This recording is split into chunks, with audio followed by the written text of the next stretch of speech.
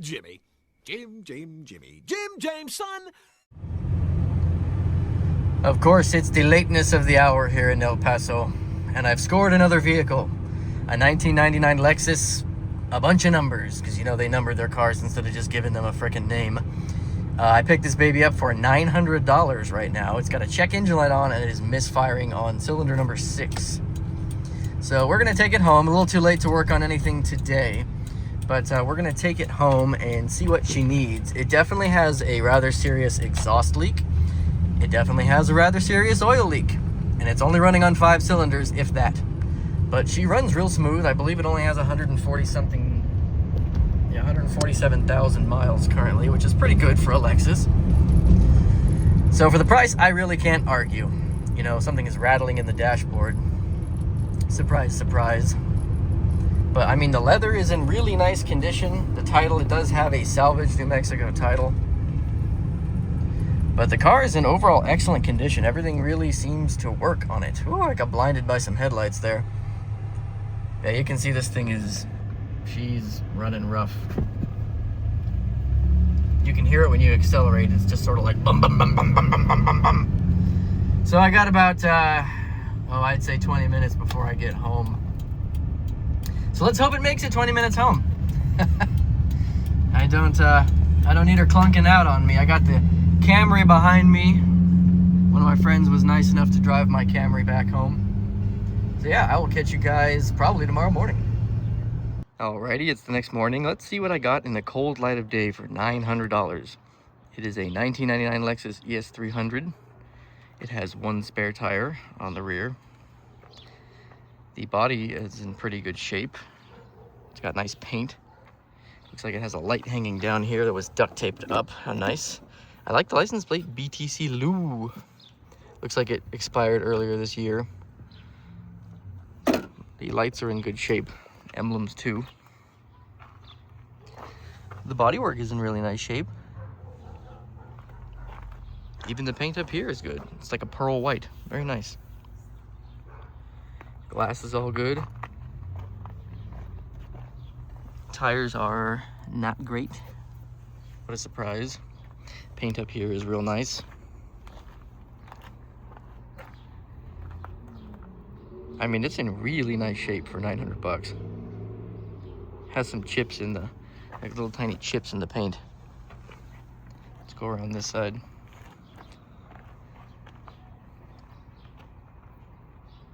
I mean, you can do a lot worse for 900 bucks. There's another spare tire right there.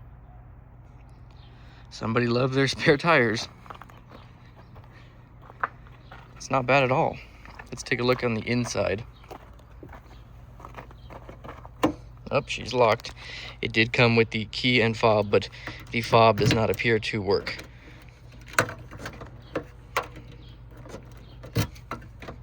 All right, you gonna fight me then? There we go. The interior is not bad at all. The leather, just apart from some like little baby cracking going on here, the leather itself is pretty good. Passenger seat is really nice. It's got some stains on the floor, of course. And the rear leather seems okay. The headliner is there.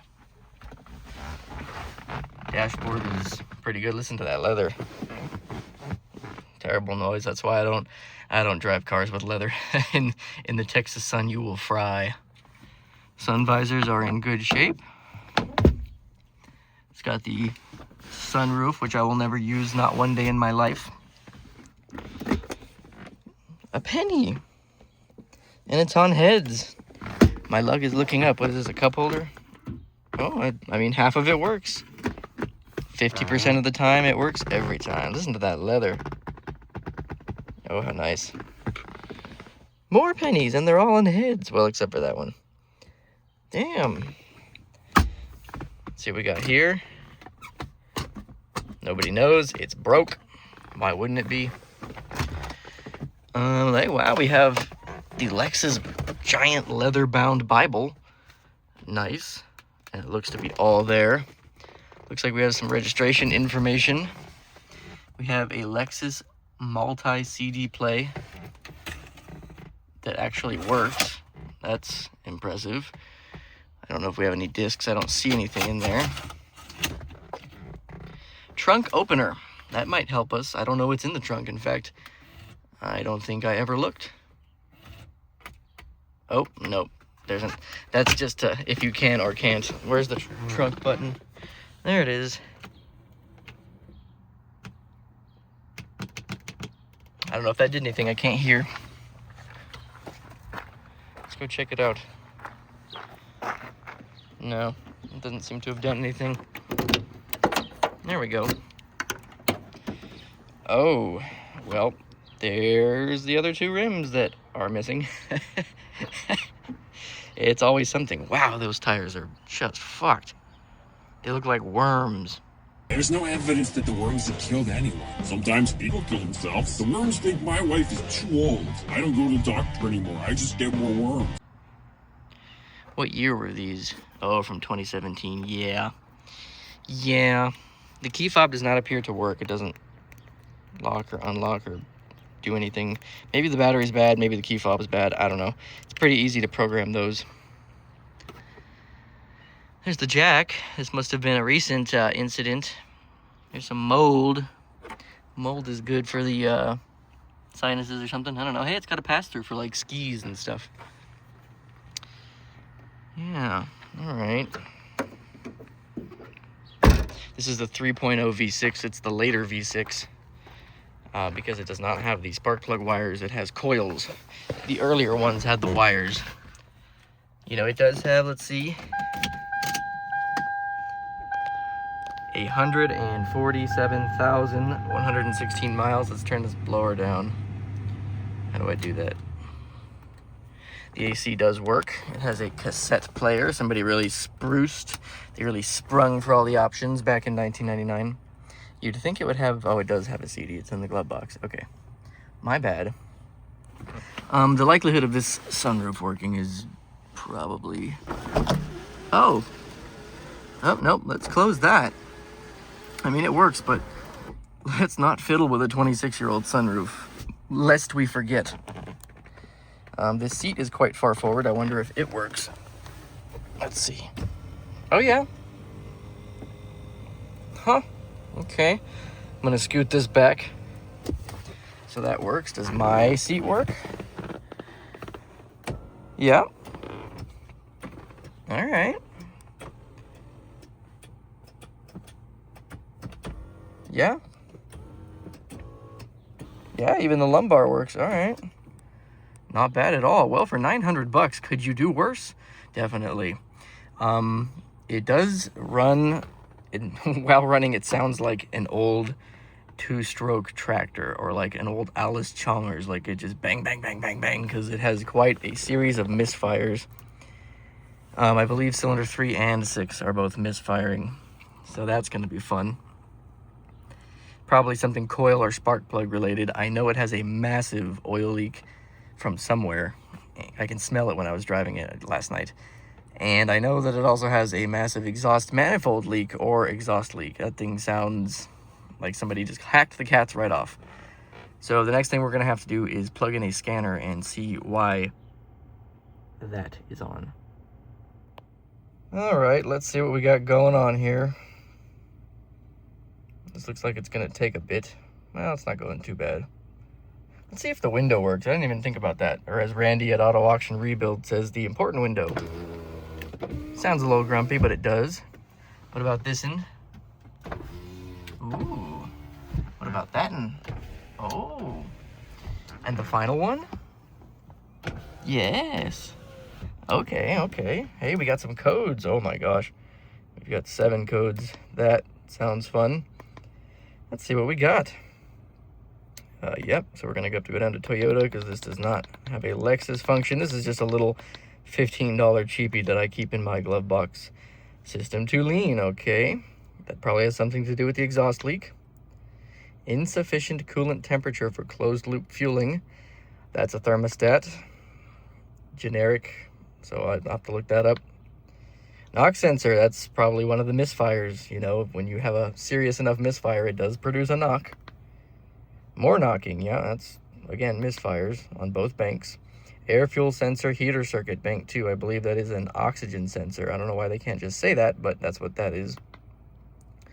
Igniter circuit fault number 3. That means cylinder 3 has a bad coil, or at least a signal for the coil. Igniter circuit fault number 6. Cylinder 6 has a fault on the coil. So it's probably going to need a set of coils and plugs. Yep, there it is. Cylinder 6 misfire pending. So yeah, I'm not surprised. And air fuel sensor slow response again. That is a oxygen sensor. And back to what it was. Okay, so yeah, we have a laundry list of codes. We're going to have to make a list and just sort of go through them one by one, because that shit ain't going to fix itself. So I'm going to go ahead and look under the hood. In a second, I'll start the car and let you hear it run. I'm sure you heard it run last night, but it doesn't sound good. So yeah, let's go. So here we are under the hood. We have the well-known, pretty stout 3.0 liter V6 found in many Toyotas of the era, including the Sienna, the Camry XLE, and you know, Lexus models. This is a fairly robust engine, so not too much goes wrong with these. I can already see something just on a general once-over. It is probably not great. It has not one, not two, but 3 mismatched coils of the very cheap variety. And if someone's done that on a Lexus, which I generally don't recommend, they probably also cheaped out on the plugs, when that very well could be causing a misfire when you see this many different coils. If we look back at this coil, it's kind of hard to see down in there. Right there. That also looks quite bad. So if they've done this to the front, they've probably done the same to the rear, and it's a little bit difficult to get those out because realistically you have to take the plenum off. Apart from that, which means it probably needs plugs and coils, I don't see anything too bad. I'm not seeing witness marks on any of these bolts. If you look down here, they all look grimy and old, which is a really good thing. It means nobody with bad intentions has gone in here and monkeyed where they shouldn't have been monkeying. You know, whenever you see a bunch of fresh bolts loose, that means somebody tried and failed to fix it. So this vehicle probably had a mechanical problem. They didn't have the mechanical knowledge and they just shuffled it off because, I don't know what I'm doing. And that's good. That's good for me. So right away I'm seeing plugs and coils not in the best variety. I also know this has an oil leak, a rather substantial oil leak. I don't think we're going to be able to see it down there, but see all that goo down there? That's oil. From where, I don't know. These are pretty prone to crankshaft seal leaks. Let's see if I can get up under here. Yeah. Oh, yeah. Yeah, there is a definite, what appears to be a crankshaft seal leak, or something of that nature. Transmission is not leaking, nor is the oil pan, but the crankshaft area, timing area definitely is. Drop the keys. So that's another thing we're going to have to look into, and yet another thing is the exhaust leak. It has quite an exhaust leak coming from either the rear manifold bracket or from the exhaust itself. I'm not really sure. So we're going to have to open it up and take a look, because I don't know. There's not much room back there. I'm not sure how I'm going to get to that. So let's start her up and listen to it choke. Now that we've established that it has more than a few problems and why it was so cheap, let's go ahead and start it so you can hear how it sounds. More importantly, so I can see which of the manifold gaskets is leaking.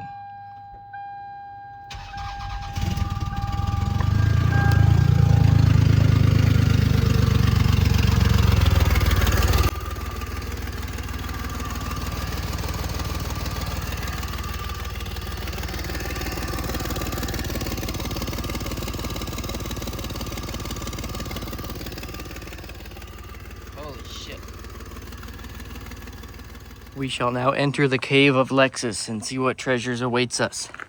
Probably nothing good. Okay, let's see. Yes, we have jack stands. And the hydraulic jack is holding it, so we have both, in case anything happens. Okay, this is definitely the leak right here. What's weird is that it looks dry up above and wet down below. It almost looks like that power steering hose right there is leaking. Let me see what kind of fluid this is. Huh.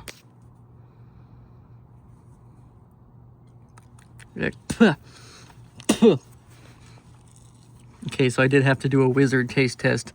It kind of tastes like power steering fluid. It doesn't taste anything like oil, so it might not be leaking engine oil. It might be leaking power steering fluid, which would be a hell of a lot easier to fix.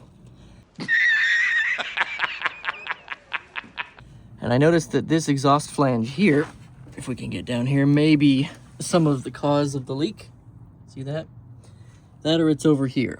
So I'm gonna have to start the car and basically be under here while it's running and see what's doing what.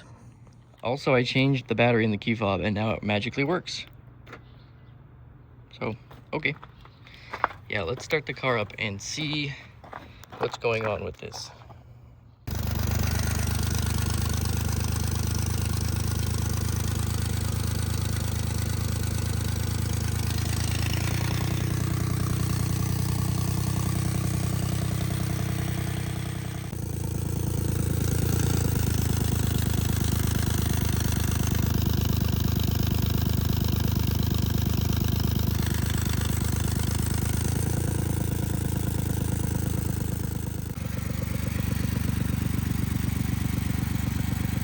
Oh my gracious. Look at that power steering pump. Wow. That is not good. God damn. I said, God damn. God damn. That's our leak. Okay, so what's going on here is that it has a misfire due to cheap plugs and coils, hopefully. The rear exhaust manifold gasket is gone, and the power steering pump has failed spectacularly. The pulley is literally doing this. And that's what our leak is from the power steering pump and assembly. So we're gonna have to change those three main things to at least get it to run somewhat okay, if we can. So that's gonna be our next trip, is let's take a trip to the internet and look for parts. So it looks like the local junkyard has 4 of these, 3 of which are compatible. These 3 are compatible vehicles. What we're gonna do is just take a little trip down there. It's only about 20 minutes or so from here, and I'll see what they have. If possible, I think I'm just gonna yoink the power steering pump out of a used car. I priced a new pump with pulley is like over $200, which is kind of expensive. So I wouldn't mind taking a gamble on a used pump. It can't be any worse than the pump that's in there, that's absolutely for sure. So we're gonna go down to the junkyard in a little bit and at the very least yoink a power steering pump. I did happen to find all the plugs and coils and gaskets on another website for about $200 and something. So let's go down to the junkyard and see what we can snag.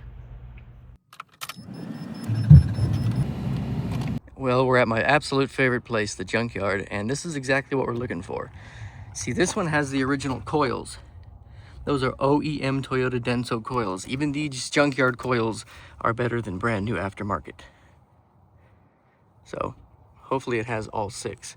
We are going to be taking these babies along with that power steering pump, if possible. Oh yeah, it's got the pump and someone's already removed the belt, so let's get to it.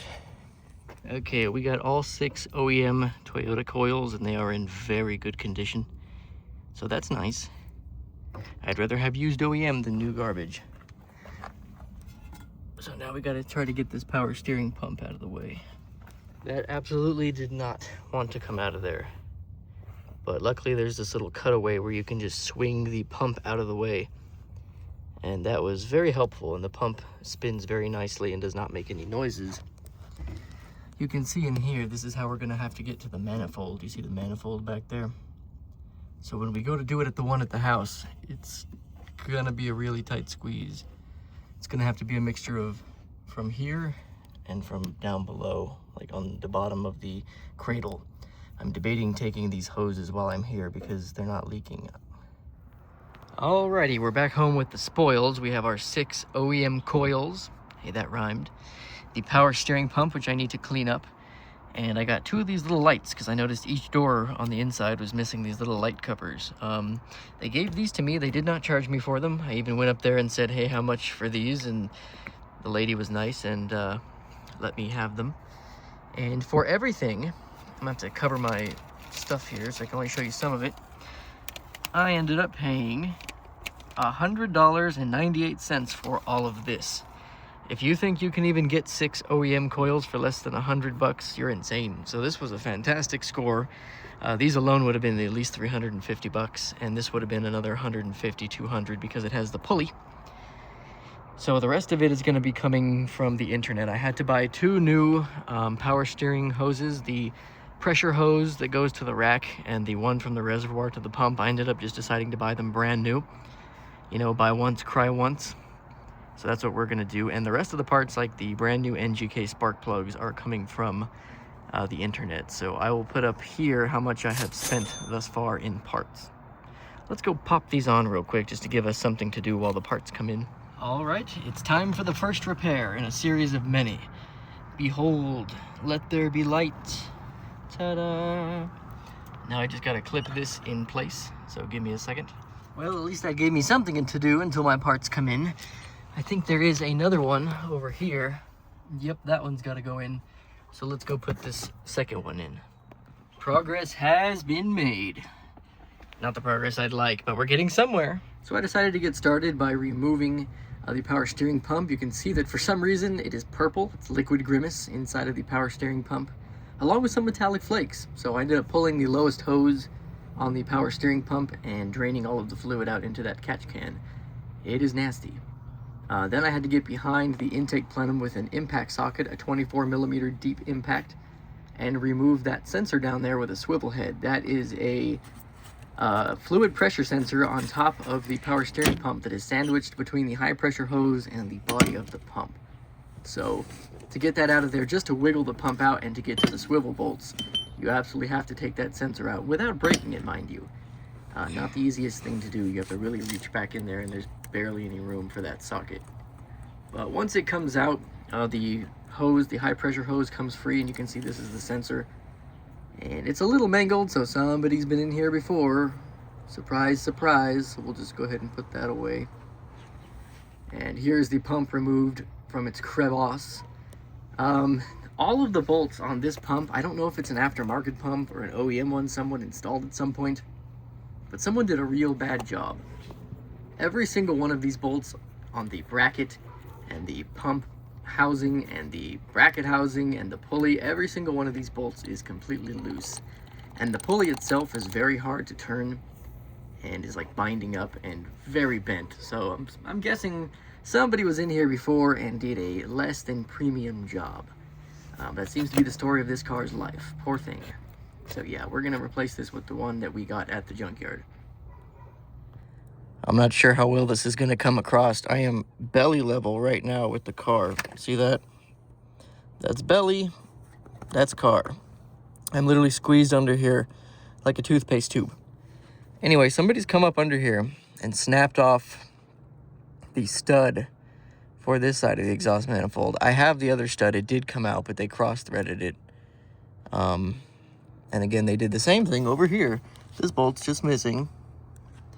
And then we have 2 out-of-place bolts for the downpipe in the front exhaust manifold. At least the 2 rear exhaust manifold bolts are good. So basically this, I'm gonna have to remove the whole rear manifold, which may facilitate removing this CV axle and part of this lower cradle, and definitely this lower exhaust assembly. So this has turned into a large... I can see why somebody didn't want to do this. They started and they were like, yeah, never mind. And here are all the parts. The intake hoses. That's the actual intake plenum and power steering pump. I had to take all that off. You can see that with all that crap out of the way, we have a lot more room to work. I can actually reach the last 3 spark plugs on the back of the engine block. And I also have access to the top 3 exhaust manifold bolts, which are going to need to be removed to get that manifold out of there. I'm still not 100% sure how we're going to get that manifold out of there. You like that bolt? I stuck that bolt in a hose to stop it from leaking. But yeah, now we have room at least. So here is the lower, it's like a downpipe assembly, you can see that O-ring is completely destroyed. That little manifold gasket completely removed from the car. And now that that thing is removed, we have more room to come up in here and sort of get to that manifold. It was a real pain trying to wiggle that out of there. Okay, so we got that lower exhaust bracket thing out of here. And you can see this is the manifold now with the bad threads. See all those mushed threads, and those threads are also bad. So now that I can put an extension right there to get to the manifold bolts, I'm gonna try to figure out how in the world we're gonna get this out of here. I think this axle and this motor mount is gonna have to come out. Unless it can swing down sideways, I'm not sure. But I think for sure, this has to come out anyway, because I'm replacing the axle, so that's not a big deal. So it turns out you do not have to take the axle out or anything to get the manifold out. You just have to angle it all the way sideways and slip it through. That is the manifold itself. There is the blown exhaust gasket. It looks like right here it had some issues. And we're taking this out because of the studs. I'm going to try, first off, I'm going to make sure that the flange is flat, perfectly level. And second off, I'm going to try to rethread these studs. And if those two things work out, we will reuse the manifold. I'm going to loosen this oxygen sensor beforehand because I don't know if it's going to need to be replaced or not.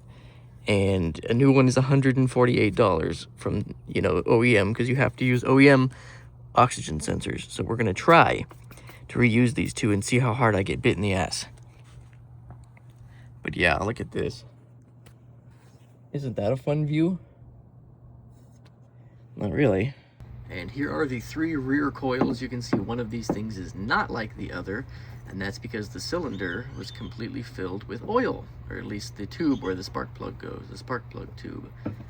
Here's the spark plug itself. Look at that. That might cause a misfire, that's for sure. I mean, the whole tube well was completely filled to the top with oil. I had to vacuum a little bit of it out of there just because there was so damn much of it. So the spark plug itself is not terrible. It is a Bosch spark plug, which is not the right brand, but I mean, it's not terrible. I've seen a lot worse spark plugs, so somebody must have changed these.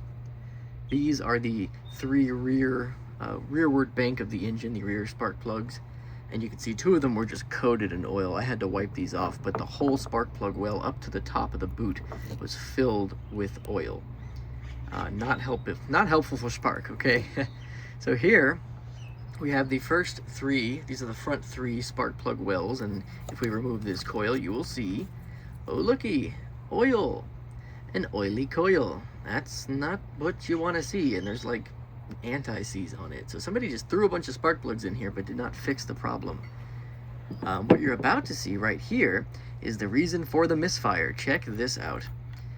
Oh man, that whole spark plug tube was filled to the brim with oil.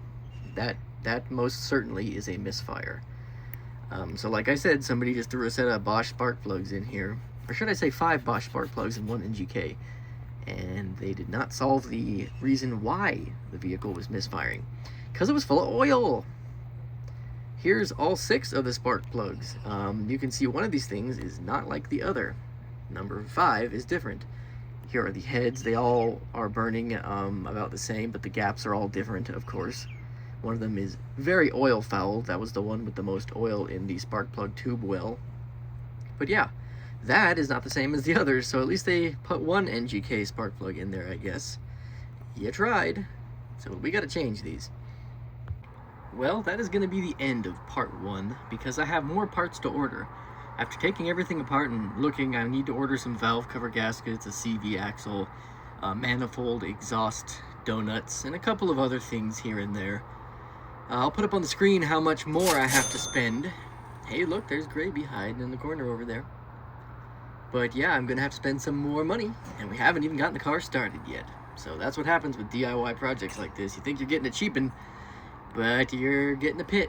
So we'll see what it takes to get this thing back on the road and running on all 6 cylinders and not smoking like a freight train and sounding like a 2-stroke engine. Hopefully it's not going to be too much more, because this has been quite the job. But I will see you in the next one. Bye.